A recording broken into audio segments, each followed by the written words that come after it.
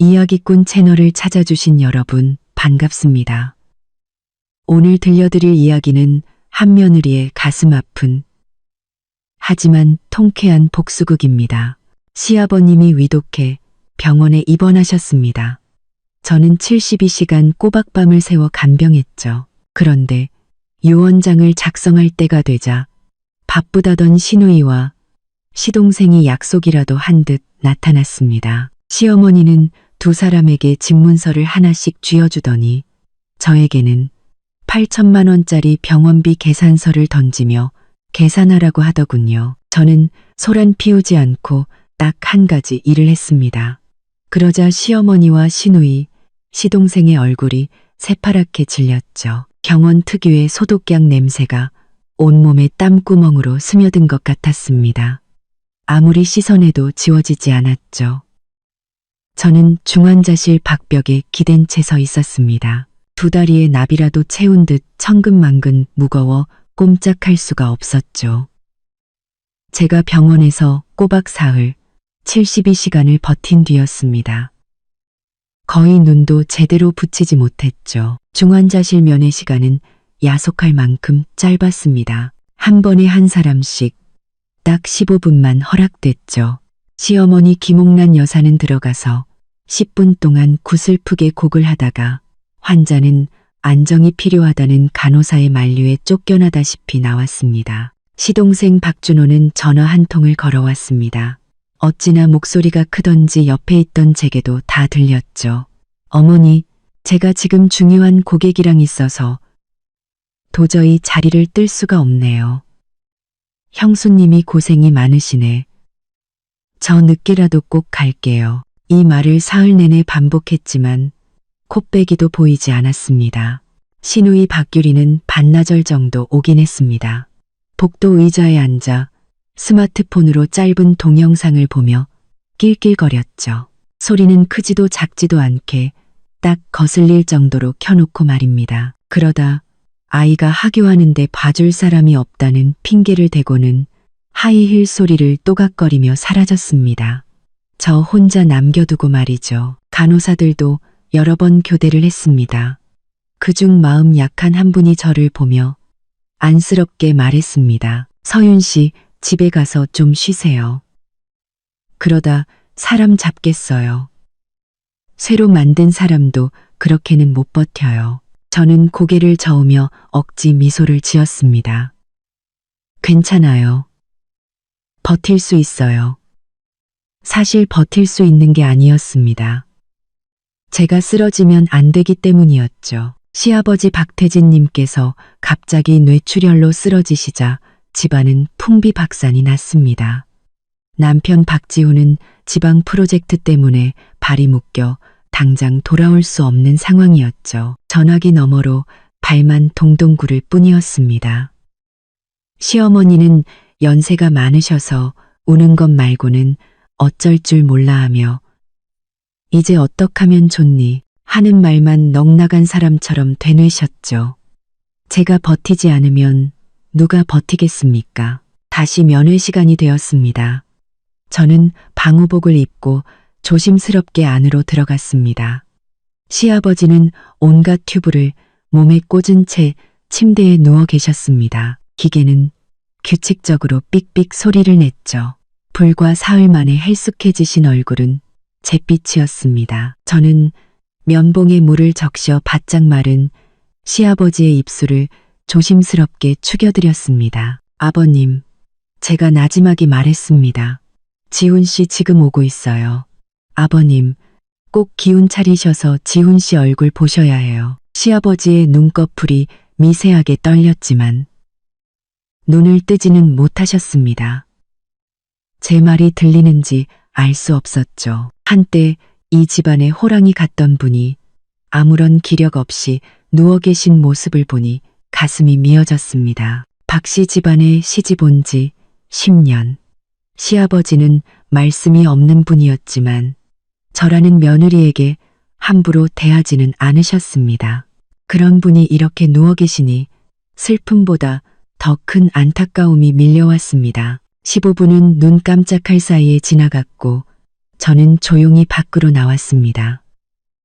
방호복을 막 벗자마자 시어머니가 다가와 제 팔을 붙잡고 물었습니다. 어떻더냐? 정신은 좀 드는 것 같아. 무슨 말은 없었고 저는 지친 몸으로 고개를 저었습니다. 아직요.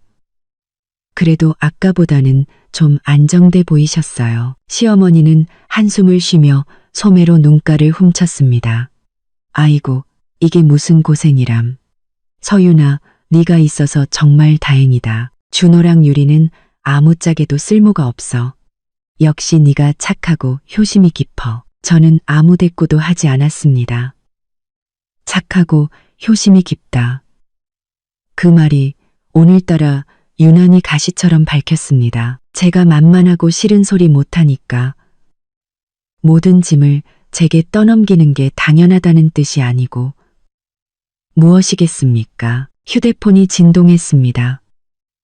남편 박지훈이었습니다. 저는 복도 끝으로 가 전화를 받았습니다.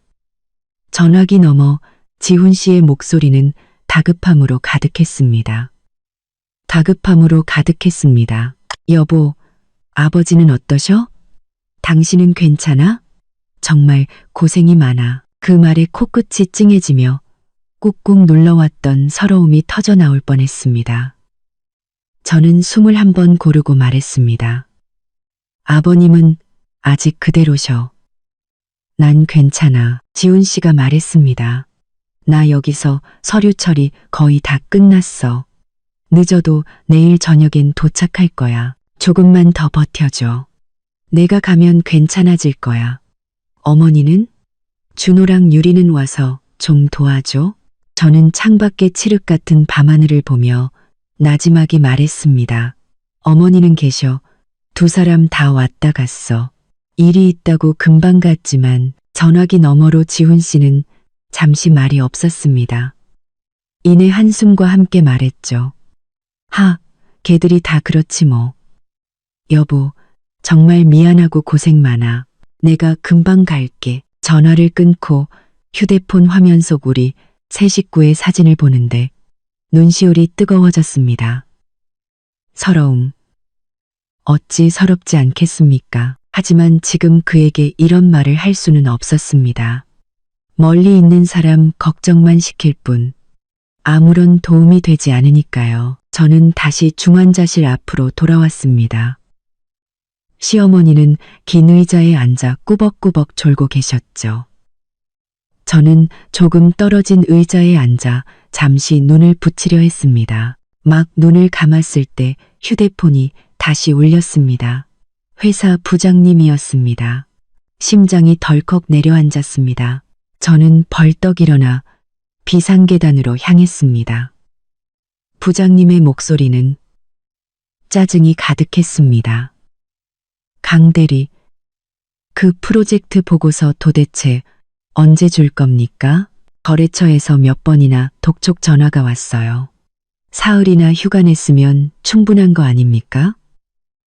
일은 일이고 집안일은 집안일이지 언제까지 팀에 민폐 끼칠 거예요? 저는 연신 사과했습니다. 죄송합니다. 부장님, 시아버님께서 아직 중환자실에 계셔서 상황이 좋지 않습니다. 제가 어떻게든 내일 꼭 시간 내서 보고서 마무리해서 보내드리겠습니다. 겨우 부장님을 달래고 전화를 끊었습니다. 차가운 벽에 기댄 채 온몸에 힘이 빠져나가는 것을 느꼈습니다. 일과 가정, 두 개의 거대한 산이 저를 짓누르는 것 같았습니다. 이 짐을 함께 짊어져야 할 가족들은 지금 어디에 있는 걸까요? 저는 깊은 한숨으로 눈물을 삼켰습니다. 지금은 약해질 때가 아니었습니다. 버텨야 했습니다. 하지만 마음 한구석이 점점 더 차갑고 단단하게 굳어갔습니다. 시아버지의 병환이 흔든 것은 단지 그의 건강만이 아니었습니다. 이 가족의 평온한 수면 아래 제가 애써 외면해왔던 무언가까지 수면 위로 끌어올리고 있었습니다. 시어머니의 역시 네가 착하고 효심이 깊다는 말은 제 머리를 옥죄는 주문 같았습니다. 불평할 자격조차 박탈당한 기분이었죠. 차가운 벽의 감촉이 몽롱해지려던 정신을 겨우 붙잡아 주었습니다. 착하다는 건 부당한 일을 당해도 벙어리처럼 입 다물고 모든 고통과 힘듦을 혼자 감내해야 한다는 뜻일까요? 저는 세게 얼굴을 문질러 피로와 마음속의 한기를 털어내려 애썼습니다. 지금은 이런 생각을 할 때가 아니었습니다. 아버님이 아직 저 안에 누워 계셨으니까요. 저는 버텨야 했습니다. 중환자실 앞으로 돌아오자 잠에서 깬 시어머니가 활짝 웃으며 통화하고 있었습니다. 어머, 유리야. 그래, 그거 사면 되지. 응, 바로 그 상표 맞아. 내 아빠가 예전에 참 좋아했지. 응, 내 새언니 여기 있어. 걱정 말고. 아기가 기침을 좀 한다고? 아이고, 그럼 신경 써야지. 얼른 병원 데려가 봐. 여긴 병균도 많으니까 오지 말고. 애 잘 돌보는 게 먼저야. 전화를 끄는 시어머니는 저를 보고는 미소를 살짝 거두며 한숨을 쉬었습니다. 유리야. 아빠가 좋아하시던 과자라도 사다 드리고 싶다고 아침부터 성화였는데 괜히 헛걸음만 했지 뭐야. 들어오지도 못하는데. 쯧쯧. 근데 애가 또 아프다니. 정말 속상해. 저는 아무 말 없이 다시 의자에 앉았습니다. 과자라니.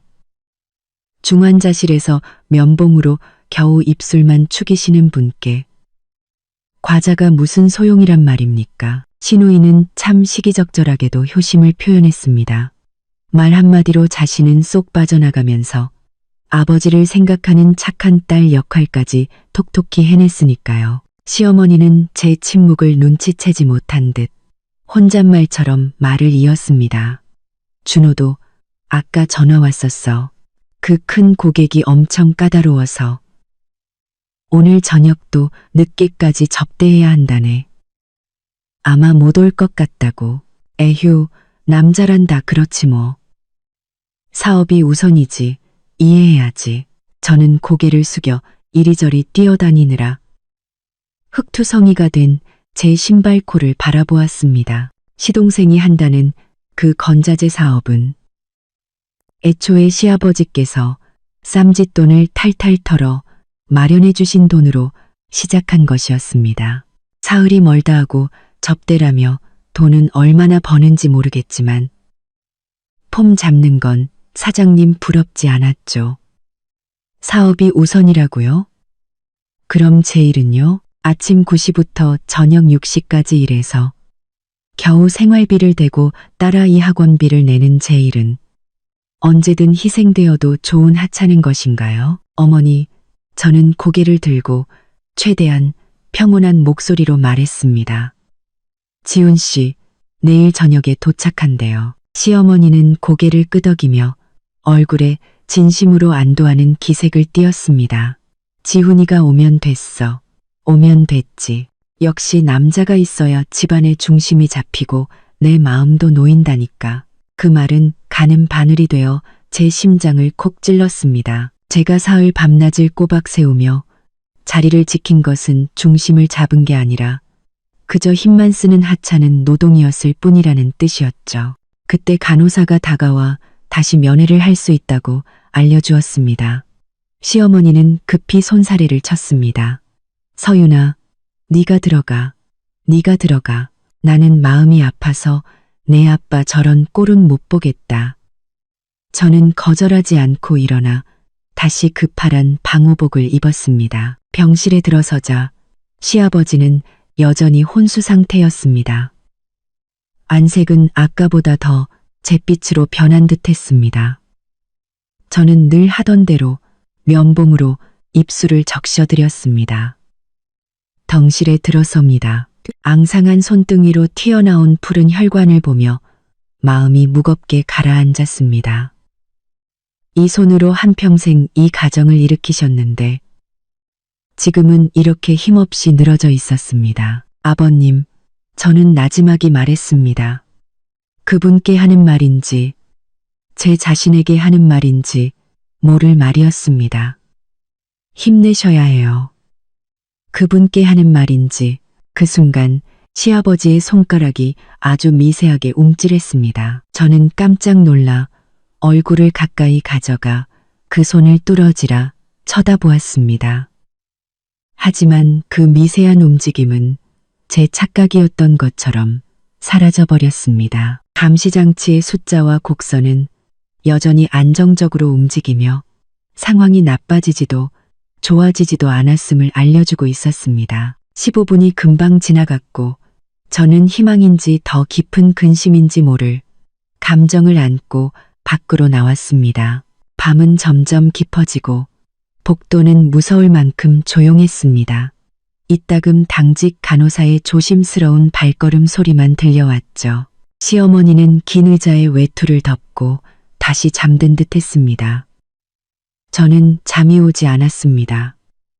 머릿속이 복잡했죠. 결혼 초 시아버지는 꽤 위험 있는 분이셨습니다. 말수는 적었지만 일 처리는 반듯하셨고 집안의 대소사는 거의 그분이 결정하셨죠. 시어머니는 주관이 없어 모든 것을 남편 뜻에 따랐습니다. 그때 시동생 박준호는 아직 철없이 놀기 바빴고 시누이 박규리는 막 연애를 시작할 때였습니다. 온 가족 중 저와 박지훈이 가장 안정적이었죠. 출퇴근하며 평범한 나날을 보냈습니다. 청다사나입니다. 언제부터였을까요? 모든 게 변하기 시작한 것이 아마 딸이 태어난 후였을 겁니다.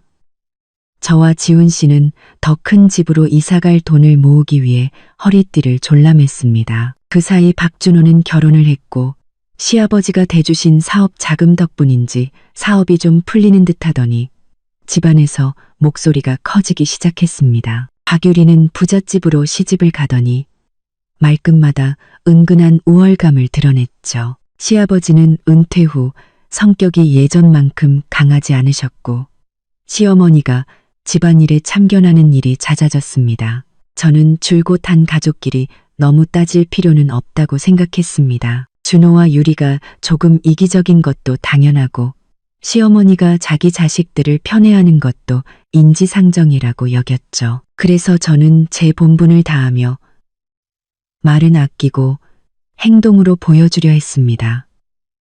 그러면 아무 문제 없을 거라고 믿었습니다. 하지만 시아버지의 병화는 이 가족의 화목한 가면을 벗겨버렸습니다. 제가 72시간을 뜬 눈으로 버틴 대가는 이해가 아니라 더욱 당연해진 의존과 무시였습니다. 시어머니의 착하다는 말, 시동생과 시누이의 바쁘다는 핑계가 찬물처럼 제 가슴에 쏟아졌습니다. 새벽녘, 시어머니가 허리가 아프다며 잠에서 깼습니다. 병원 의자가 너무 딱딱해서 못 견디겠다는 것이었죠. 괴로워하는 모습을 보니 저는 말할 수밖에 없었습니다. 어머니, 저쪽 휴게실 소파에서 좀 누워 계세요. 제가 여기서 지키고 있다가 무슨 일 있으면 바로 부를게요. 시어머니는 잠시 망설이더니 허리를 두드리며 그곳으로 갔습니다. 텅 빈 복도에는 저 혼자 남았습니다.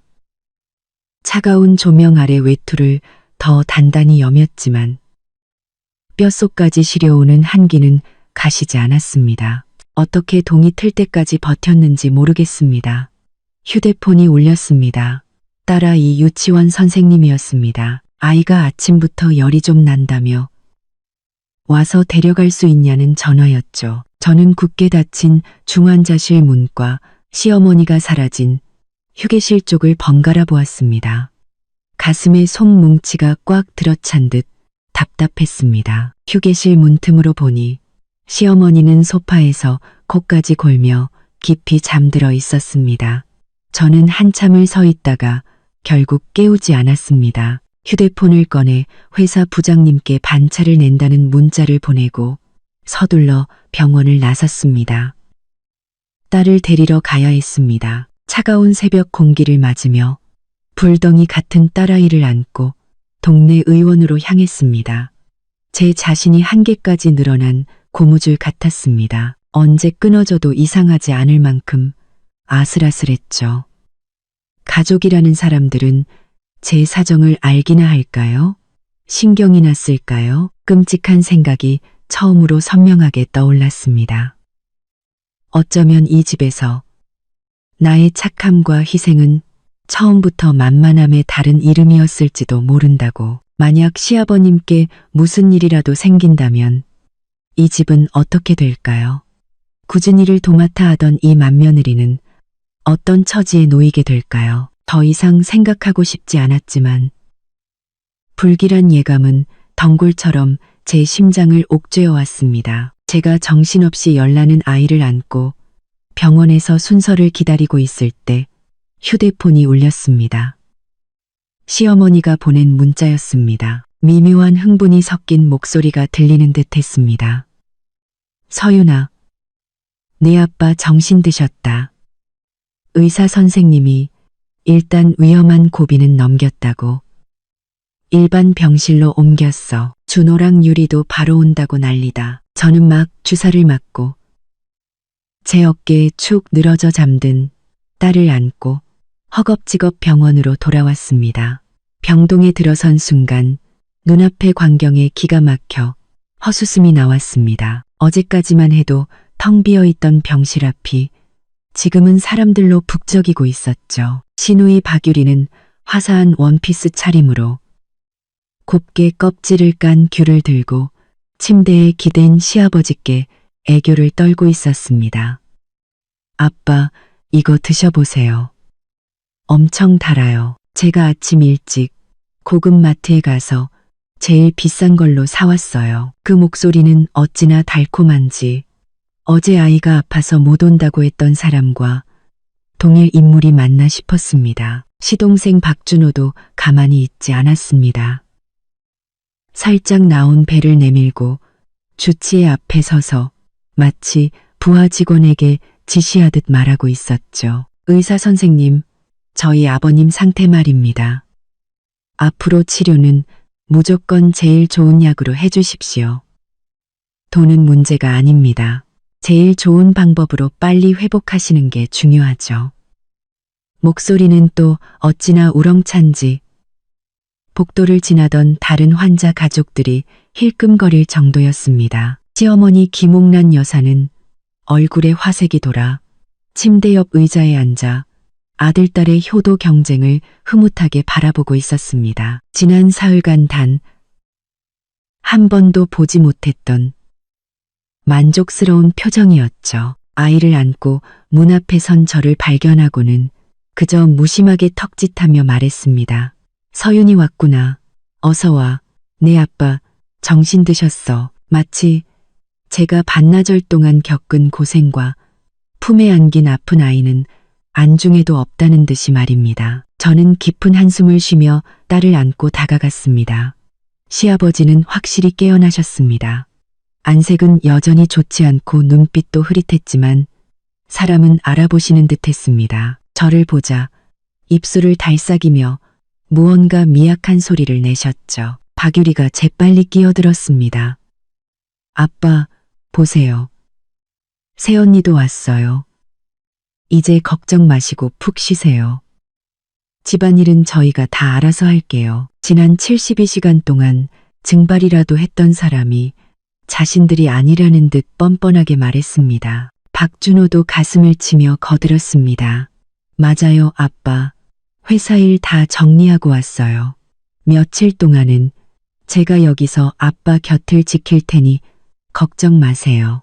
두 사람이 주고받는 말을 듣고 있자니 그리고 아들딸의 효도에 만족스러워하는 시어머니의 얼굴을 보니 속이 울렁거렸습니다. 저는 조용히 딸을 구석 빈 의자에 눕히고 작은 담요를 덮어준 뒤 침대 곁으로 다가가 조용히 물었습니다. 아버님, 좀 어떠세요?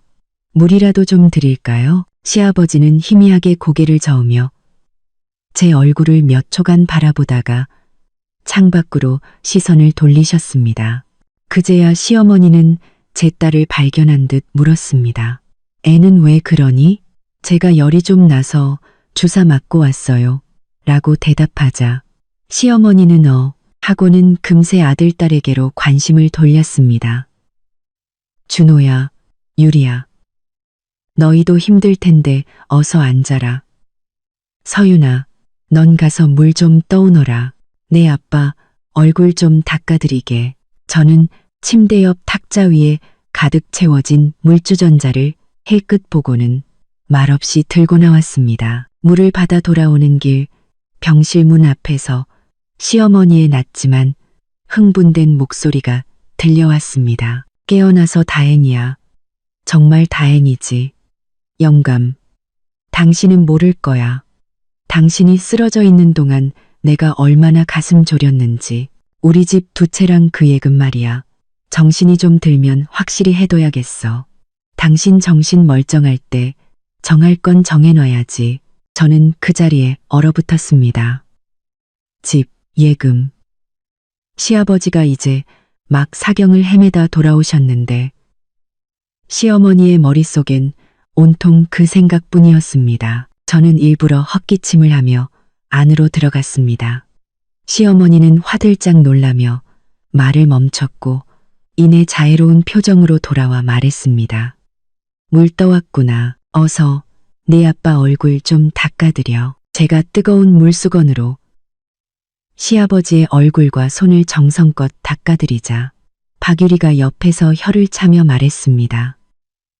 역시 새언니가 꼼꼼하다니까. 이제 아빠도 깨어나셨으니 우리도 도울 수 있잖아요. 새언니도 이제 한숨 돌리세요. 박준호도 즉시 말을 받았습니다. 맞아요, 형수님. 사흘 동안 정말 고생 많으셨어요. 이제부턴 저희한테 맡기고 집에 가서 푹 쉬고 해도 돌보세요. 그들의 말은 위하는 척했지만 한 글자 한 글자가 선을 긋는 것 같았습니다. 가장 힘들고 굳은 일은 끝났으니 이제 공을 세울 주역들이 등장했고 저는 이제 빠져도 좋다는 뜻이었죠. 눈을 감고 계시던 시아버지의 미간이 살짝 찌푸려졌습니다. 불편해서인지 아니면 시어머니의 말을 들어서인지 알 수 없었죠. 그가 갑자기 희미하게 눈을 떠 저를 보더니 다시 입술을 달싹였습니다. 하지만 결국 힘없이 눈을 감고 말았죠. 시어머니가 재빨리 상황을 정리했습니다. 영감 피곤한가 보다. 좀 쉬게도. 준호야, 유리야. 너희도 여기만 있지 말고 유리는 아까 사온 영양제 지금 먹어도 되는지 의사한테 가서 물어보고 준호는 유리 데려다 주면서 아빠 치료에 더 필요한 거 없는지 알아보고 싹 다 사와. 두 사람은 기다렸다는 듯이 알겠다며 중책이라도 맡은 것처럼 밖으로 나갔습니다. 병실은 순식간에 조용해졌습니다. 저와 시어머니, 잠든 시아버지, 그리고 구석에서 끙끙 앓는 제 딸, 이렇게 넷만 남았죠. 시어머니는 침대 곁에 앉아 시아버지의 손을 잡고 가만히 토닥였습니다. 그 얼굴에는 안도감과 다행스러움, 그리고 무언가를 계획하는 복잡한 표정이 뒤섞여 있었습니다. 저는 창가에 서서 주차장으로 향하며 웃고 떠드는 두 사람의 뒷모습을 바라보았습니다. 햇살은 좋았지만 제 마음속에 스며드는 한기는 조금도 가시지 않았습니다. 그들은 와서 효자, 효녀 연기를 한바탕 하고 번지르르한 말 몇 마디를 남기고는 임무를 완수했다는 듯 사라졌습니다. 그리고 시어머니는 그 연기에 완전히 만족한 듯 보였죠. 저는 다시 침대에 누운 시아버지를 보았습니다. 그가 깨어났지만 이 집은 더 이상 예전의 평온한 모습으로 돌아갈 수 없을 것 같았습니다. 시어머니의 말, 시동생과 시누이의 연기는 판도라의 상자를 여는 열쇠처럼 이 가족의 비밀과 욕망을 드러내고 있었습니다. 그리고 가장 많이 희생했지만 외부인으로 취급받는 맏며느리인 저는 시아버지가 일반 병실로 옮겨가시자 저의 기둥 역할은 순식간에 있으나 만화한 것이 되어버렸습니다. 시어머니 김옥란 여사는 간병을 핑계로 병원 근처 여관의 방을 잡았지만 대부분의 시간 동안 저를 이리저리 부려먹었습니다. 달라진 점이 있다면 이제 매일 오후 시동생 박준호와 시누이 박규리가 칼같이 출근 도장을 찍는다는 것이었죠. 그들이 오면 병실은 시장 바닥처럼 시끄러워졌습니다. 박유리는 늘 가장 목소리가 컸죠. 아빠, 이 사과 제가 깎았는데 어때요? 껍질도 안 끊어졌네. 엄마, 이 과자 드셔보세요. 엄청 유명한 데서 줄 서서 사온 거예요. 며칠간 못다 한 효도를 한꺼번에 몰아서 하려는 듯 온갖 과일과 영양제가 침대 옆 탁자를 가득 메웠습니다. 박준호는 든든한 아들 역할을 맡았습니다.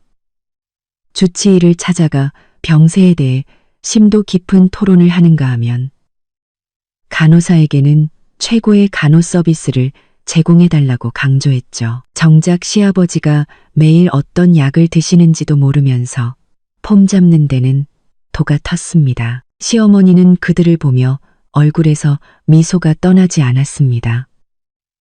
역시 우리 준호가 생각이 깊어. 유리는 애교가 많아서 사람을 기쁘게 한다니까 까라며 칭찬을 아끼지 않았죠. 그럼 저는요? 저는 여전히 가장 실질적인 일들을 도맡았습니다. 밥을 타오고 물을 떠오고 몸을 닦아드리고 화장실에 부축해드리고 더러워진 옷을 처리하는 일들 말입니다. 하지만 이런 굳은 일들은 시어머니 눈에는 보이지 않는 배경과도 같았습니다. 가끔 제가 생각난다는 듯이 서윤아, 빨래 걷어와라 또는 보온병에 물이 없네라고 지시할 뿐이었죠. 더욱 저를 비참하게 만든 것은 이제 그들 세 사람이 저를 전혀 의식하지 않고 대화를 나눈다는 것이었습니다. 어느 날 오후 박유리는 시아버지께 바나나를 까드리며 아무렇지 않게 말했습니다.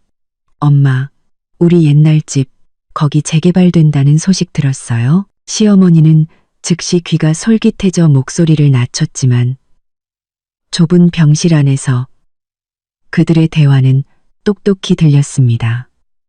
응, 들었어. 측량하는 사람들도 다녀갔대. 곧 시작할 건가 봐. 보상금도 꽤 나올 거고 지금 사는 이 집도 위치가 좋아서 앞으로 값이 더 오를 거야. 박준호가 끼어들었습니다. 엄마, 재개발 거는 서둘러야 해요. 제가 그쪽 일하는 친구들 좀 아는데 맡기면 다른 집보다 보상금 더 많이 받게 해드릴 수 있어요. 지금 이 집은 새놓기 아까우니 그냥 두는 게 좋겠고요. 시어머니는 연신 고개를 끄덕이며 박준호의 손등을 두드렸습니다.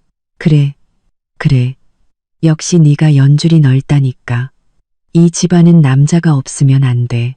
그들은 제 면전에서 마치 이미 자신들의 손에 들어온 것처럼 집안 재산을 신나게 논의했습니다. 온갖 굳은 일을 하는 저는 투명 인간이거나 경계할 필요도 없는 언젠가는 쫓겨날 외부인일 뿐이었습니다. 시아버지는 침대에 기댄 채 대부분 침묵하셨습니다. 피곤해서인지 아니면 듣기 싫어서인지 눈을 감고 계실 때가 많았죠. 하지만 한 번은 시어머니가 영감, 몸 좀 괜찮아지면 이 일부터 확실히 해둡시다. 괜히 밤새 꿈자리가 사나우면 안 되니까 라고 말했을 때 시아버지는 갑자기 눈을 뜨고 날카로운 눈빛으로 시어머니를 쏘아보셨습니다. 입술을 달싹이며 무언가 말하려 하셨지만 결국 들릴 듯 말 듯 한 한숨과 함께 다시 눈을 감으셨죠.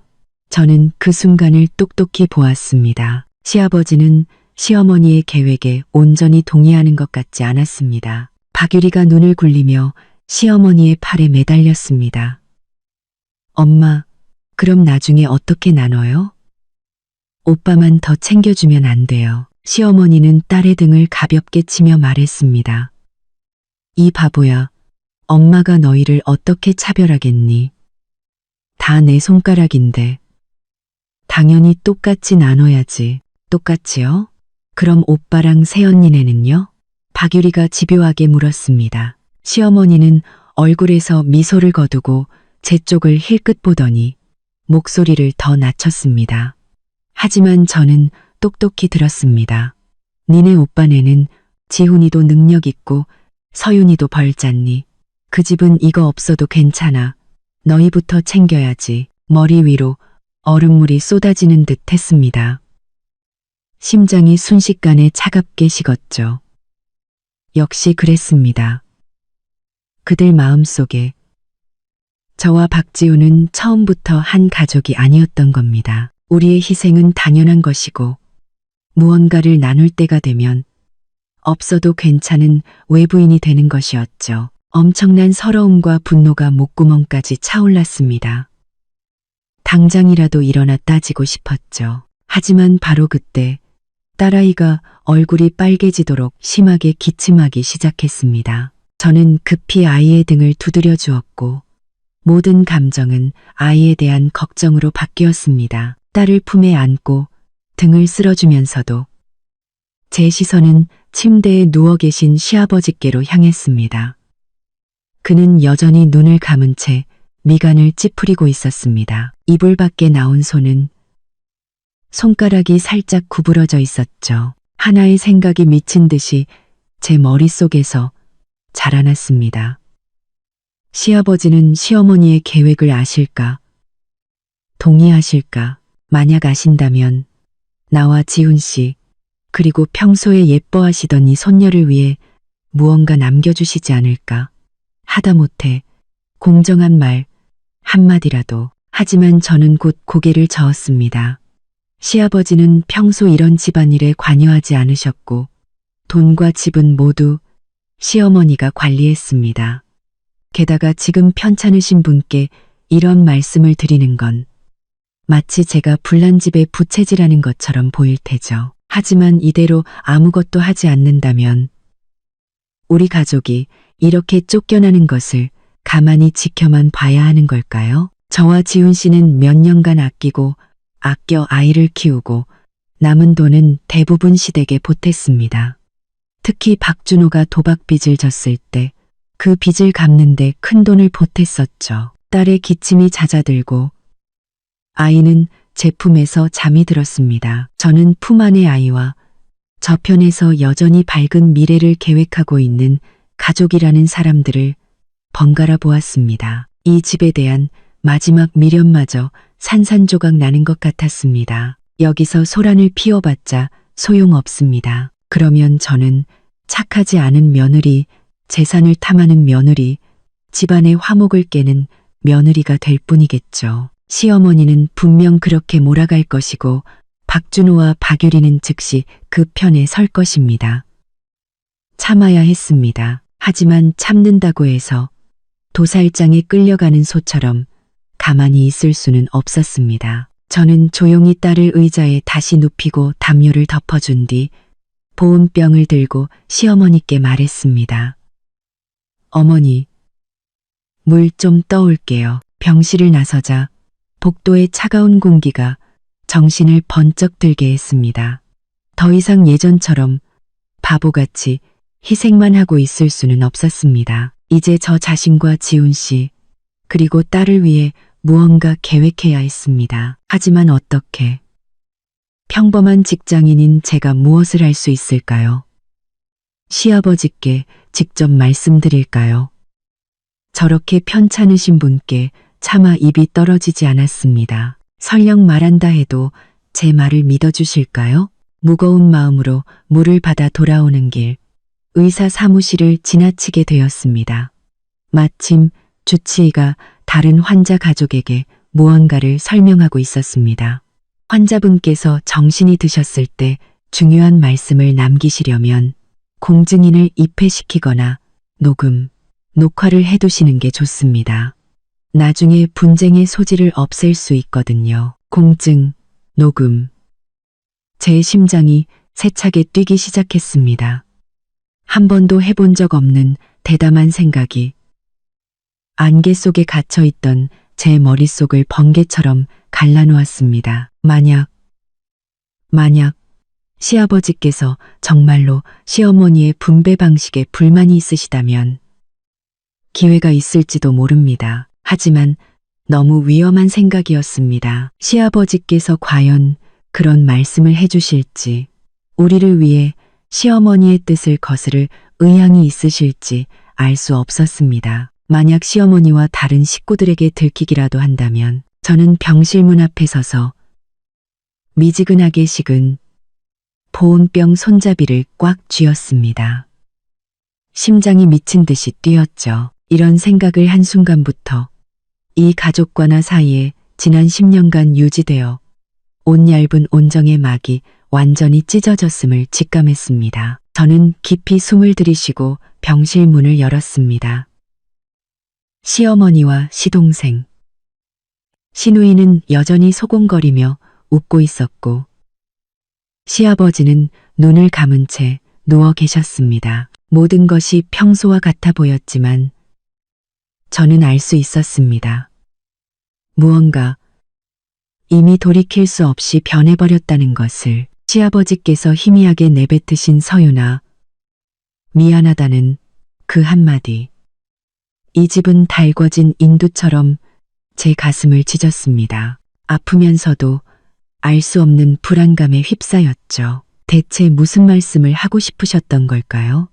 시어머니와 시동생, 시누이의 편애를 알아채고 제게 미안함을 느끼신 걸까요? 아니면 이 집에 곧 닥칠 폭풍을 경고하신 걸까요? 그 후 며칠간 저는 불안한 마음으로 시아버지를 더욱 세심하게 돌봤습니다. 어떻게든 기회를 만들어 못다 하신 말씀을 듣고 싶었죠. 하지만 시아버지의 정신은 좋았다 나빴다를 반복했고 깨어있는 시간은 점점 줄어들었습니다.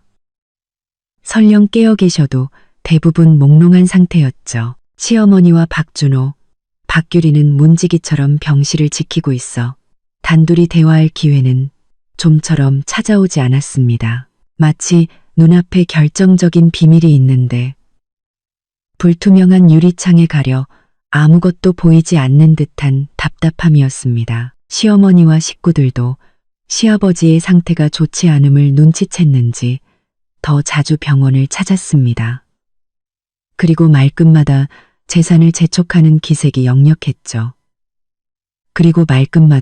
재산을 재촉하는 기색이 역력했죠. 한 번은 제가 약을 들고 들어갔을 때 박준호가 시아버지 귓가에 대고 다급하게 속삭이는 것을 들었습니다. 아버지, 힘내셔야 해요. 집안에 아버지가 결정해 주실 일이 얼마나 많은데요. 그 집이랑 예금 확실하게 말씀해 주셔야죠. 시아버지는 눈을 감은 채 아무 반응도 없으셨지만 이불 위에 놓인 손가락 마디가 굳어지는 것을 보았습니다. 시어머니는 옆에서 눈물을 훔치며 말했습니다. 청보지는 눈을 감은 채 아무 반응도 없으셨지만 영감, 정신 놓으면 안 돼요. 준호랑 유리 생각해야지. 저는 그들의 모습에 속이 메스꺼웠습니다. 준호랑 유리 생각해야지. 모두 자기 자신과 시아버지에게서 얻어낼 것만 생각할 뿐 정작 그분이 얼마나 괴롭고 두려우실지는 아무도 묻지 않았습니다. 그날 밤은 박유리가 당번이었습니다. 그녀는 침대 곁에 앉아 스마트폰을 좀 만지작거리더니 친구와 약속이 있다며 제게 대타를 부탁했습니다. 저 역시 시아버지 곁에 더 있고 싶었기에 그러겠다고 했습니다. 병실은 감시장치의 규칙적인 소리만 울릴 뿐 고요했습니다. 시아버지는 깊이 잠들어 있었고 조명 아래 그의 얼굴은 더욱 잿빛으로 보였습니다. 저는 의자에 앉아 서서히 생명의 불꽃이 꺼져가는 노인을 바라보며 만감이 교차했습니다. 동정심, 무력감, 그리고 벼랑 끝에 몰린 듯한 막막함. 언제 잠들었는지 모르겠습니다. 몽롱한 상태에서 누군가 제 팔을 가볍게 건드리는 것을 느꼈습니다. 저는 화들짝 놀라 깨어났습니다. 시아버지였습니다. 그가 깨어 있었습니다. 게다가 눈빛은 그 어느 때보다 맑아 보였습니다. 바짝 마른 입술을 힘겹게 움직이며 무언가 말하려 했지만 소리가 나오지 않았습니다. 저는 급히 다가가 목소리를 낮춰 물었습니다. 아버님, 뭐 필요하세요? 물 드릴까요? 그는 힘겹게 고개를 저으며 문 쪽을 한번 확인하고는 아주 미세하게 손가락을 움직여 자신의 환자복 윗주머니를 가리켰습니다.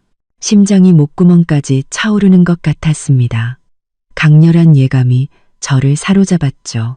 저는 숨을 죽이고 굳게 닫힌 병실 문을 확인한 뒤 떨리는 손으로 그가 가리킨 주머니에 손을 넣었습니다. 주머니 속에는 작게 접힌 빳빳한 쪽지 하나가 있었습니다. 시아버지는 제가 쪽지를 잡는 것을 보고 안도하는 듯하면서도 깊은 피로와 체념이 깃든 눈빛을 보이셨습니다. 그는 마지막 힘을 다해 소리 없이 입술을 움직였습니다.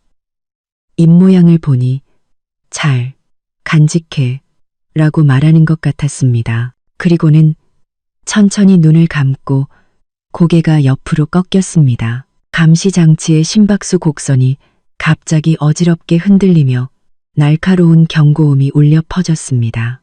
의사 선생님, 의사 선생님. 저는 비명을 지르며 호출 벨을 누르고 문을 향해 소리쳤습니다. 당직 의사와 간호사들이 순식간에 달려와 응급처치를 시작했습니다. 저는 한쪽으로 밀려난 채 아직 시아버지의 온기가 남은 쪽지를 손에 꽉 쥐고 있었습니다. 온몸이 사시나무처럼 떨렸죠. 시어머니와 박준호, 박규리도 소란에 놀라 허둥지둥 달려왔습니다. 시어머니는 침대에 매달려 울부짖었습니다. 영감, 왜 그래요? 나 두고 가면 안 돼. 박준호는 의사에게 아니, 방금 전까지 괜찮았는데 갑자기 왜 이럽니까? 라며 윽박질렀죠. 박유리는 창백해진 제 얼굴을 보고 의심스럽게 물었습니다. 새언니, 아빠 아까 깨어났었어? 뭐라고 했어? 저는 정신을 번쩍 차리고 무의식적으로 쪽지를 쥔 손을 등 뒤로 숨겼습니다. 심장이 터질 듯이 뛰었죠. 저는 애써 침착하게 울먹이는 목소리로 말했습니다. 아니, 아무 말씀도. 내가 깜빡 졸았는데 깨어보니 아버님 상태가 이상해서. 처치는 계속되었지만 병실 안의 공기는 무겁게 가라앉았습니다. 저는 모두의 시선이 시아버지께 쏠린 틈을 타 조용히 쪽지를 바지 주머니 깊숙이 쑤셔 넣었습니다.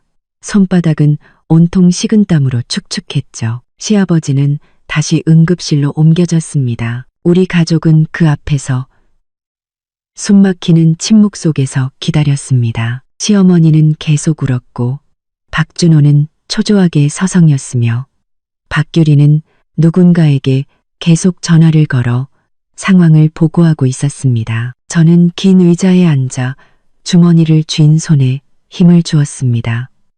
그 얇은 종이 한 장이 천근만근처럼 무겁게 느껴졌습니다. 시아버지의 마지막 그 맑고도 복잡했던 눈빛, 잘 간직해라는 소리 없는 말이 계속해서 머릿속을 맴돌았습니다. 그는 자신의 마지막을 예감하셨던 겁니다. 그리고 시어머니와 식구들의 계획도 모두 알고 계셨던 겁니다. 마지막 힘을 다해 제게 무언가를 남겨주신 것이었습니다. 시어머니의 편애에 맞설 증거일까요? 아니면 이 집의 재산에 대한 최종적인 결정일까요? 지금 당장 열어볼 수는 없었습니다. 하지만 슬픔과 두려움, 그리고 절망 속에서 발견한 한 줄기 희망이 뒤섞인 복잡한 감정이 제 안에서 소용돌이쳤습니다. 저는 직감했습니다. 이 순간부터 제 손에는 모든 것을 바꿀 수 있는 비밀이 쥐어져 있다는 것을. 시아버지의 목숨은 아마 돌아오지 않을 것입니다. 하지만 그가 남긴 이 쪽지는 제가 시어머니와 시동생, 시누이에 맞설 유일하고도 마지막 무기가 될 것입니다. 응급실 문이 열리고 의사 선생님이 마스크를 벗으며 우리를 향해 고개를 저었습니다. 시어머니는 비명을 지르며 바닥에 주저앉았고 박준호와 박유리도 달려가 통곡하기 시작했습니다. 저는 그 자리에 서서 눈물을 흘렸습니다. 한 노인의 죽음을 애도하며 그리고 지난 10년간에 결코 가깝지는 않았지만 평온했던 시아버지와 며느리 관계의 끝을 슬퍼하며 하지만 그보다 더 차가운 결심이 제 마음속에 자리 잡았습니다.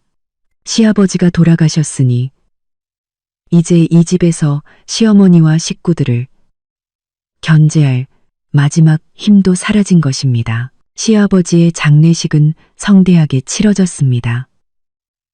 시어머니 김옥란 여사는 최고급 수의와 관, 비싼 맷자리를 고집했습니다. 박준호와 박유리는 이번만큼은 놀라울 정도로 뜻을 같이하며 온갖 꾸준히를 도맡아 유난히 효심 깊은 자식들처럼 보였습니다. 저는 검은 상복을 입고 마찬가지로 상복을 입은 딸아이의 손을 잡고 사람들 틈에 서 있었습니다. 분주하게 조문객을 맞으며 칭찬을 받는 그들을 저는 묵묵히 지켜보았습니다. 준호가 정말 든든하네. 유리가 저렇게 슬피 우니 효심이 지극해. 사부인 기운 내세요. 자식들이 저렇게 잘 컸으니 아무도 구석에 선저와 영정 사진 속 할아버지를 멍하니 바라보는 어린 손녀에게는 관심을 두지 않았습니다. 저는 며칠간 영혼이 빠져나간 인형처럼 기계적으로 절을 하고 조문객을 맞았습니다. 제 모든 정신은 주머니 속 뜨거운 비밀을 지키는데 쓰이고 있었습니다. 그 쪽지는 아직 제대로 확인하지 못했습니다. 장례식 전날 밤 겨우 제 방 화장실 문을 잠그고 떨리는 손으로 펼쳐보았을 뿐입니다. 쪽지에는 딱 한 줄, 낯선 주소와 이름 하나가 적혀 있었습니다. 시아버지께서 극도로 쇠약한 상태에서 쓰신 듯 글씨는 심하게 흔들려 있었죠. 이게 대체 무엇일까요? 은행 비밀금고의 주소와 관리인일까요? 아니면 변호사의 연락처일까요? 시아버지께서 이걸 제게 주신 건 이 사람을 찾아가 무언가를 받으라는 뜻일까요? 수많은 의문이 머릿속을 맴돌았지만 깊이 생각할 시간이 없었습니다. 장례식은 사람들로 붐볐고 시어머니와 식구들은 슬픔을 연기하고 장례를 치르느라 바쁜 와중에도 이따금씩 저를 훑어보는 그들의 눈빛에는 알 수 없는 경계심과 조급함이 섞여 있었습니다. 장례식이 끝나고 마지막 조문객까지 떠나자 시어머니는 스위치를 끄듯 얼굴에서 슬픔을 거두었습니다. 그녀는 긴 한숨을 내쉬며 마찬가지로 안도의 한숨을 내쉬는 박준호와 박규리에게 말했습니다. 휴, 겨우 끝났네. 가자. 집에 가서 할 얘기가 있다. 그 목소리는 평온했지만 거부할 수 없는 단호함이 묻어 있었습니다. 박준호와 박유리는 눈빛을 교환했고 그들의 눈에는 약속이라도 한 듯 욕망의 불꽃이 일었습니다. 제 심장이 덜컥 내려앉았습니다. 올 것이 왔구나. 남편 박지훈은 프로젝트 마무리 때문에 이틀 뒤에나 돌아올 수 있었습니다. 지금 이 집에는 저 혼자 외부인으로 남아 있었죠. 저는 그들의 뒤를 따라 한때 제 집이라고 생각했던 그곳으로 돌아왔습니다. 거실은 장례식의 흔적과 향냄새로 어수선했고 공기는 무겁게 가라앉아 있었습니다. 시어머니는 상석 소파에 앉았고 박준호와 박규리는 좌우에 호위무사처럼 앉았습니다. 저는 잠이 든 딸을 안고 구석 의자에 앉았죠. 시어머니는 식어 빠진 찬물을 한 모금 마시고는 시선을 제게 고정했습니다. 내 아버지는 갔다. 이제 이 집은 우리끼리 꾸려나가야지. 박준호가 즉시 말을 받았습니다. 어머니, 걱정 마세요. 제가 있잖아요. 박유리도 질세라 충성을 맹세했죠. 맞아요, 엄마. 저희가 잘 모실게요. 시어머니는 만족스럽게 고개를 끄덕이더니 말투를 바꿔 사무적으로 말했습니다. 내 아버지가 갔으니 이제 집안일도 정리해야지. 나중에 딴소리 나와서 가족끼리 얼굴 붉히는 일 없게. 그녀는 낡은 가방에서 무언가를 꺼냈습니다. 짙은 붉은색의 집문서 2개와 두툼한 서류 봉투였습니다. 제 심장이 쿵 하고 내려앉았습니다. 진짜 연극은 지금부터 시작이었습니다. 시어머니는 2개의 집문서를 나란히 탁자 위에 올려놓고는 서류 봉투에서 종이 한 장을 꺼내 제 쪽으로 휙 밀었습니다. 병원비 계산서였습니다. 서윤아 시어머니의 목소리는 낮았지만 망치처럼 제 심장을 내리쳤습니다. 이건 내 아빠 병원비 내역서다. 전부 합쳐서 8천만 원쯤 되네. 한번 봐라. 8천만 원. 예상은 했지만 직접 들으니 눈앞이 캄캄해졌습니다. 우리 부부의 전 재산을 합쳐도 그 정도 될까 말까 한 돈이었습니다. 저는 그 종이에 손도 대지 않고 조용히 시어머니를 바라보았습니다. 시어머니는 제 평온한 반응에 잠시 당황한 듯 했지만 이내 집문서 2개를 들어 하나는 박준호에게 다른 하나는 박유리에게 건넸습니다. 준호야, 유리야, 이건 우리 집 집문서 2개다. 약속대로 너희들한테 하나씩 주는 거야. 이제 내 아버지는 안 계시니 오늘 내가 너희한테 넘겨주마. 앞으로 잘 살아라. 2 사람은 거의 빼앗다시피 집문서를 받아들고는 얼굴에 숨길 수 없는 희열을 드러냈습니다. 그리고 시어머니는 다시 저를 보며 다정하지만 칼날 같은 목소리로 말했습니다. 서윤아, 너도 봤지? 집안의 가장 큰 재산은 이 집 2채야. 이제 준호랑 유리한테 줬고 지훈이는 맏이고 너는 맏며느리잖니. 너희는 능력도 있고 착하니까 이 8천만 원은 너희가 내도록 해라. 내 아빠 입원했을 때 네가 제일 고생했으니 네가 정리하는 게 제일 깔끔하지 않겠니? 그 말을 마친 시어머니는 소파에 등을 기댔습니다. 박준호와 박유리도 의기양양한 표정으로 저를 쳐다보았죠. 제가 울고불고 매달리기를 기대하는 눈치였습니다. 거실은 죽은 듯이 고요했습니다. 저는 탁자 위에 그 8천만 원짜리 계산서와 시어머니의 뻔뻔한 얼굴, 그리고 동생들의 탐욕스러운 얼굴을 번갈아 보았습니다. 차가운 분노가 발끝에서부터 머리끝까지 치솟았지만 이상하게도 저는 극도로 침착해졌습니다. 저는 잠든 딸을 편안하게 고쳐 안고 천천히 자리에서 일어났습니다. 그리고 그들을 향해 아주 옅고 차가운 미소를 지으며 말했습니다. 네, 그 한마디에 3 사람의 얼굴이 순간 굳어졌습니다. 저는 그들의 당황한 표정을 뒤로하고 예전에 쓰던 방으로 들어가 문을 잠갔습니다. 밖에서 시어머니의 녹이 어린 목소리가 들려왔지만 더 이상 중요하지 않았습니다. 저는 차가운 문의 등을 기댄 채 주머니 속 쪽지를 꽉 쥐었습니다. 그것은 구명줄이자 복수의 칼날이었습니다. 제가 지금 무슨 속셈이야? 문을 저렇게 쾅 닫고 들어가? 밖에서 시어머니의 믿을 수 없다는 듯한 목소리가 들렸습니다. 박유리의 날카로운 목소리가 뒤를 이었죠. 그러게 말이에요, 엄마.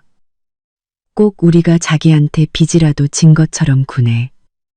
8천만 원이 뭐 대수라고. 아빠 병원비인데 마디인 오빠랑 형님이 내는 게 당연한 거 아니에요? 박준호는 한결 여유로운 목소리로 말했습니다. 엄마, 유리야, 쟤랑 똑같이 굴지 마. 지금 충격받아서 저러는 거겠지. 지훈이 형 돌아오면 내가 얘기할게. 형은 말이 통하는 사람이니까. 말이 통하는 사람. 저는 속으로 비웃었습니다. 박지훈은 말이 통하죠. 자기 어머니와 동생들이 어떤 인간들인지 잘 압니다. 하지만 지난 몇 년간 그는 제게 참아라, 따지지 말라는 말 외에 저와 딸을 위해 무엇을 해주었습니까? 그에게 기대하느니 주머니 속이 쪽지 한 장에 기대는 게 낫습니다. 저는 밖에 소란에 아랑곳하지 않고 조용히 딸을 침대에 눕히고 이불을 덮어주었습니다. 그리고 커튼을 쳐 밖에서 안이 보이지 않게 한 뒤 휴대폰 불빛에 의지해 쪽지의 내용을 다시 확인했습니다. 종로구 정신법무법인 조명의 변호사. 저는 즉시 인터넷으로 그 법무법인을 검색했습니다. 홈페이지와 연락처가 바로 나왔죠. 변호사 소개란에는 조명의 변호사의 사진도 있었습니다. 50대쯤 되어 보이는 날카로운 눈빛의 남성이었죠. 주요 업무, 상속, 유언, 가사소송. 심장이 더욱 세차게 뛰었습니다. 바로 여기였습니다. 시아버지께서 마지막 힘을 다해 제게 알려주신 길이. 저는 숨을 고르며 마음을 다잡았습니다. 서두르면 안 돼. 시어머니와 식구들은 분명 제가 방 안에서 울고 있다고 생각할 겁니다. 마음껏 우쭐대도록 내버려 두자. 저는 쪽지를 가장 깊은 주머니에 다시 넣고 조용히 제 짐을 챙기기 시작했습니다. 이 집에서는 단 1분도 더 머물고 싶지 않았습니다. 짐을 다 챙기고 침대 곁에 앉아 잠든 딸의 얼굴을 보며 제 마음속에는 슬픔과 함께 굳은 결심이 솟아올랐습니다. 아가야, 엄마가 절대 너까지 서럽게 살게 하진 않을 거야. 우리 몫은 엄마가 하나도 빠짐없이 다 찾아올게. 저는 박지훈에게 문자를 보냈습니다. 아버님 장례 잘 치렀어. 어머니가 집 2채는 준호랑 유리한테 주고 나한테는 8천만 원 병원비 계산서를 줬어. 딸 데리고 우리 집으로 먼저 갈게. 문자를 보내고 저는 그의 답장을 기다리지 않고 휴대폰을 껐습니다. 다음 날 새벽, 저는 잠든 딸을 안고 조용히 그 집을 빠져나왔습니다. 그리고 저와 박지훈의 작은 집으로 돌아왔죠.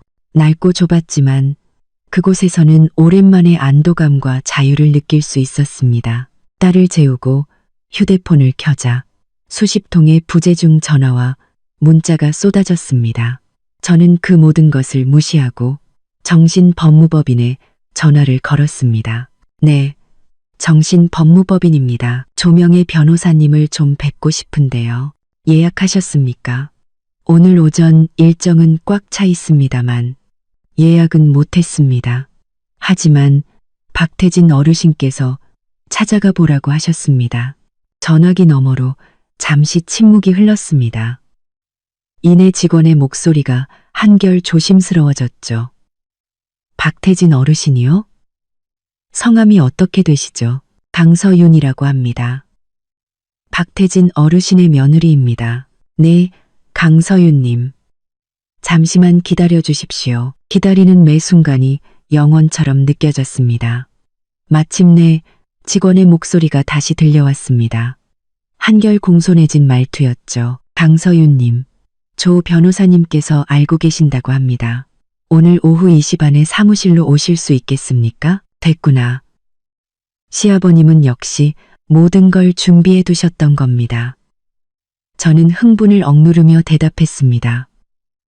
네, 꼭 가겠습니다. 그날 오후 저는 약속 장소로 향했습니다. 잠시 후 사진에서 본 조명의 변호사가 두툼한 서류철을 들고 들어왔습니다. 강서윤님 맞으시죠? 네, 변호사님. 시아버님. 박태진 어르신께서. 조 변호사는 제 말을 막고 서류철을 탁자 위에 올려놓았습니다. 박태진 어르신께서 한 달 전, 그러니까 입원하시기 직전에 저를 찾아오셨습니다. 그리고 본인이 사망한 후에 이 서류를 며느님께 전달해달라고 의뢰하셨죠. 한 달 전, 시아버님은 이미 모든 것을 예감하고 시어머니와 식구들의 행동에 마음이 상해 미리 준비를 하셨던 겁니다. 조 변호사는 서류철에서 서류 한 뭉치를 꺼내 제 앞에 놓았습니다. 표지에는 유언장이라는 세 글자가 선명하게 박혀 있었습니다. 유언자, 박태진. 저는 떨리는 손으로 그 서류를 바라보았습니다. 조 변호사는 제 반응을 아랑곳하지 않고 차분한 목소리로 유언장의 내용을 읽어내려가기 시작했습니다. 한 문장, 한 문장이 제 귀에 밝힐 때마다 저는 놀라움과 슬픔, 그리고 알 수 없는 통쾌함에 숨이 막힐 것 같았습니다.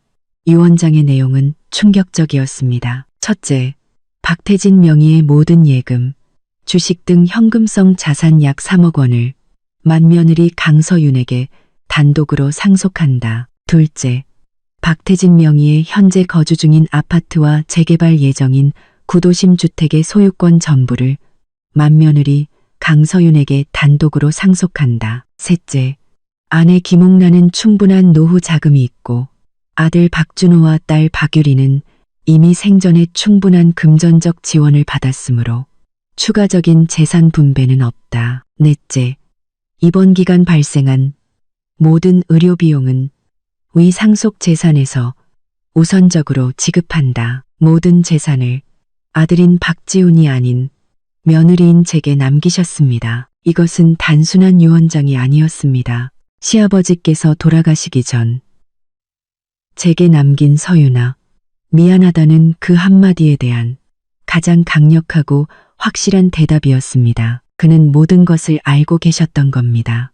시어머니의 편애, 시동생과 시누이의 이기심을, 그래서 이런 단호한 방법으로 제게는 가장 큰 공정함을, 그리고 그들에게는 가장 따끔한 회초리를 내리신 것이었습니다. 눈물이 걷잡을 수 없이 흘러내렸습니다.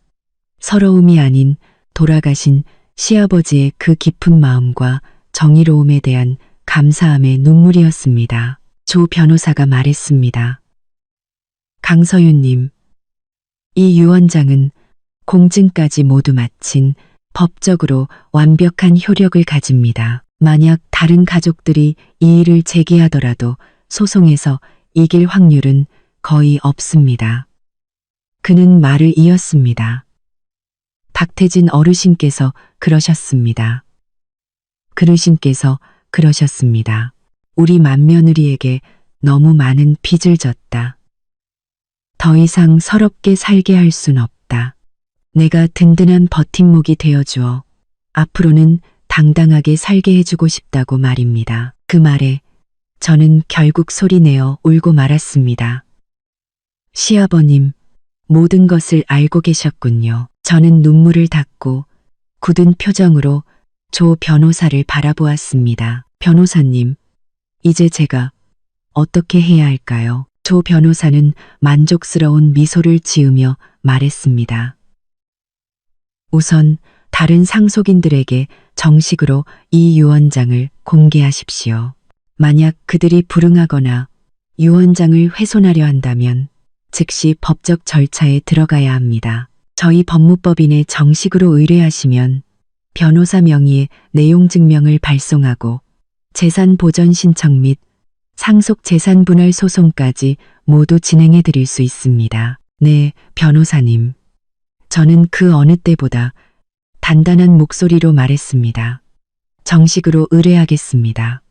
제 시아버님의 유산 상속과 관련된 모든 법적 절차를 맡아주십시오. 사무실을 나오자 눈부신 햇살이 쏟아졌습니다. 저는 깊이 숨을 들이쉬었습니다.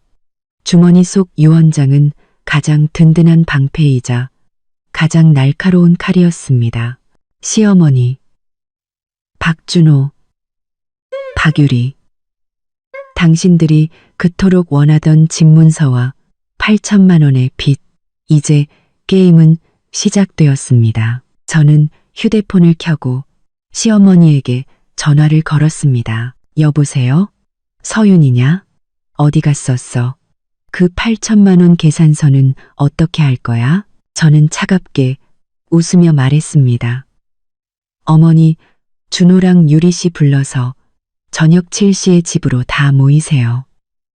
아버님 유언장을 찾았거든요. 그날 저녁 7시, 저는 남편 박지훈과 함께 그 집으로 돌아갔습니다. 시어머니와 시동생, 시누이는 이미 모여 있었고 탁자 위에는 여전히 집문서 2개와 8천만 원짜리 계산서가 놓여 있었습니다. 오빠, 왔어? 박유리가 빈정거리듯 말했습니다.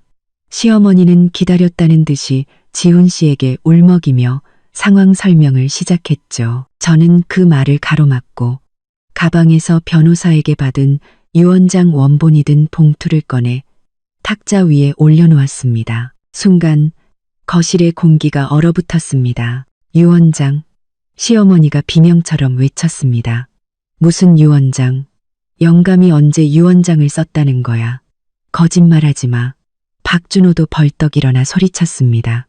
강서윤, 너 지금 무슨 장난이야? 어디서 가짜 서류나 주워와서 사람 속이려고 해. 저는 그들의 발악에 아랑곳하지 않고 천천히 봉투를 뜯어 공증 도장이 선명하게 찍힌 유언장을 꺼내 펼쳤습니다. 이건 공증까지 마친 법적 효력이 있는 유언장입니다. 아버님께서는 유언장에 당신 명의의 모든 예금 약 3억 원과 이 집 2채를 전부 저 강서윤에게 단독으로 상속한다고 명시하셨습니다. 뭐라고? 거짓말. 세 사람은 동시에 벌떡 일어났습니다. 얼굴은 믿을 수 없다는 충격과 분노로 일그러졌죠. 박준호가 달려들어 유언장을 빼앗으려 했지만 저는 재빨리 피하며 차갑게 말했습니다. 유언장 훼손도 범죄입니다. 변호사님이 그러시더군요. 감옥 갈 수도 있다고. 박준호의 손이 허공에서 멈칫했습니다. 시어머니는 얼굴이 새하얗게 질려 부들부들 떨며 제게 손가락질했습니다. 네가 영감을 꼬드긴 거야. 이 도둑 같은 년. 소송할 거야. 이 유언장은 무효야. 저는 그들의 발악을 차갑게 바라보며 유언장의 다른 내용을 읊었습니다. 아버님께서는 유언장에 어머니는 노후 자금이 충분하고 준호 씨와 유리 씨는 이미 생전에 많은 돈을 지원받았기에 추가 상속은 없다고 하셨습니다. 그리고 병원비 8천만 원은 제게 상속된 유산에서 지급하라고 명시하셨고요. 그러니 그 돈은 제가 알아서 낼 테니 더 이상 신경 쓰지 않으셔도 되겠네요. 시어머니는 말을 잇지 못하고 미친 사람처럼 제게 달려들었습니다. 지훈 씨가 황급히 앞을 막아섰죠. 거실은 순식간에 울음소리와 고함으로 아수라장이 되었습니다. 바로 그때 초인종이 울렸습니다. 요란하게 울리던 소음이 순간 멎었습니다. 모두의 시선이 문으로 향했죠. 저는 문가에 선 박유리를 보며 의미심장하게 웃었습니다. 문 열어. 조명의 변호사님이 오셨나 보네. 그 한마디에 세 사람의 얼굴에서 핏기가 싹 가셨습니다. 잠시 후 문이 열리고 조 변호사와 그의 조수가 들어섰습니다. 거실의 혼란스러운 분위기는 순식간에 차가운 법의 위험 앞에 압도당했죠. 조 변호사는 상황을 훑어보고는 시어머니를 향해 단호하게 말했습니다. 김옥란 여사님, 이 유언장은 법적으로 완벽한 효력을 지니고 있습니다. 불만이 있으시면 소송을 제기하십시오. 하지만 승소 확률은 거의 없을 겁니다. 그리고 지금부터 상속인인 강서윤 씨의 재산권을 침해하는 어떤 행위도 용납되지 않을 것입니다. 즉시 이 집에서 퇴거할 준비를 하십시오. 그의 말 한마디 한마디는 쇠사슬이 되어 그들의 마지막 발악마저 꽁꽁 묶어버렸습니다. 변호사가 돌아간 후 거실은 정막에 휩싸였습니다. 시어머니는 소파에 주저앉아 넋나간 표정이었고 박준호와 박유리는 패배감에 고개를 숙이고 있었죠. 저는 탁자 앞으로 다가가 그 8천만 원짜리 계산서를 집어들었습니다. 그리고 시어머니를 보며 말했습니다. 어머니, 이 8천만 원은 아버님 유산으로 제가 처리할 테니 걱정 마세요. 그리고 이 집과 다른 재산들은 이제부터 당신들과는 아무 상관없는 제 것입니다. 그 후 저는 변호사를 통해 모든 법적 절차를 신속하게 진행했습니다. 두 채의 집은 모두 제 명의로 이전되었고 시아버님의 예금도 모두 제 통장으로 옮겨졌습니다. 두 채의 집은 모두 제 명의로 이전되었고 8천만 원의 병원비도 깔끔하게 정산했죠. 시어머니는 결국 박준호의 집 거실에 행군 침대를 놓고 지내게 되었습니다. 며느리의 눈치를 보며 사는 삶이 오죽했을까요? 박준호의 사업은 자금줄이 끊기자마자 위태로워졌고 박유리는 남편에게 과거에 돈 받은 사실을 들켜 집안에서 입지가 좁아졌다고 합니다. 저는 거기서 멈추지 않았습니다. 시아버지의 서랍에서 발견한 박준호와 박유리에게 몰래 돈을 빌려준 기록이 적힌 수첩을 들고 다시 조 변호사를 찾아갔습니다. 그 금액은 총 1억 원에 달했습니다. 조 변호사는 그것이 명백한 증거라며 즉시 그 돈을 반환하라는 내용 증명을 두 사람에게 보냈죠. 그것이 결정타였습니다. 박유리는 울면서 전화에 이혼당하게 생겼다며 제발 봐달라고 애원했고 박준호는 이성을 잃고 전화로 욕설을 퍼부었습니다. 저는 그 모든 것에 법대로 합시다라는 한마디로 응수했습니다. 저는 그 유산으로 사치하지 않았습니다. 먼저 저와 딸을 위한 보험과 교육 자금을 마련했고 남은 돈으로 아담한 새 아파트를 장만했습니다. 남편과 제 공동 명의로 말이죠. 그리고 시아버지의 유산 중 일부였던 집 한 채는 세를 놓아 안정적인 수입원으로 삼았습니다. 이제 저는 더 이상 남의 눈치를 보며 살지 않습니다. 오랫동안 배우고 싶었던 꽃꽂이를 배우고 운동도 시작했습니다. 제 삶의 주인이 된 기분이었죠. 남편 박지훈도 이전의 우유부단함을 버리고 든든한 가장이 되어주었습니다. 가끔 그들이 어떻게 살고 있는지 소문으로 듣습니다. 서로 책임을 떠넘기며 후회와 가난 속에서 허덕이고 있다고 합니다. 하지만 그들의 이야기는 이제 제게 아무런 감흥을 주지 못합니다. 그들이 뿌린 씨앗을 그들 스스로 거두고 있을 뿐이니까요. 어느 주말 오후 새로 이사한 집 거실 창가에 서서 햇살 아래 뛰어노는 딸아이와 남편의 모습을 바라보았습니다. 진정한 가족과 행복이 무엇인지 저는 이제야 비로소 깨닫게 되었습니다. 과거의 상처는 저를 더 단단하게 만들었고 앞으로의 제 인생은 오직 저 자신을 위해 그리고 사랑하는 가족을 위해 제가 직접 써 내려갈 것입니다.